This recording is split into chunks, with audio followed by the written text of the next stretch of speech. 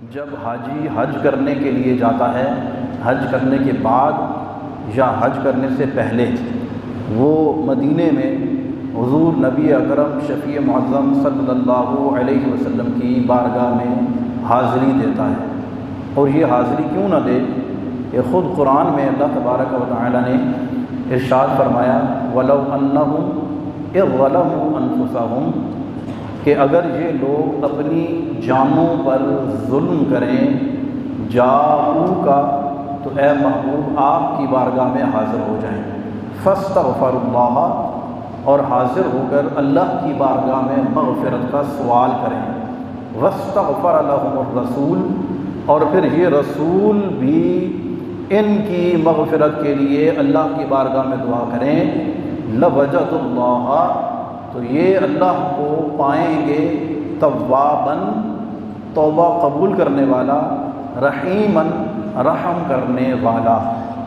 بڑی پیاری بات کسی نے کی کہ مجرم بلائے آئے ہیں، جاؤ کا ہے گواہ، جاؤ کا قرآن کی آیت میں فرمایا نا جاؤ کا کہ آپ کی بارگاہ میں حاضر ہو جائیں، جاؤ کا ہے گواہ۔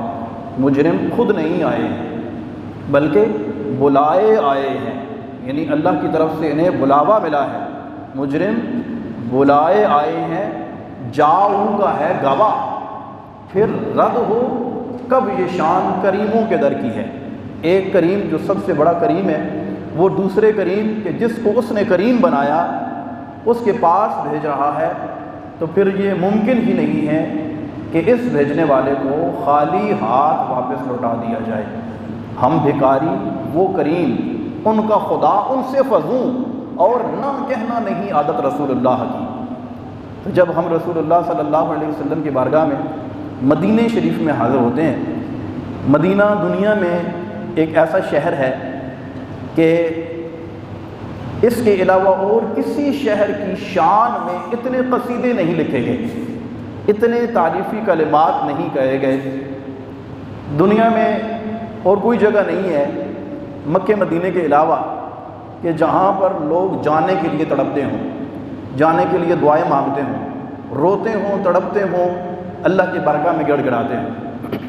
اور یہ کیوں نہ ہو کہ دو جہان کے سردار رحمت عالمیان حضرت محمد مصطفیٰ صلی اللہ علیہ وسلم مدینے میں تشریف فرما ہے۔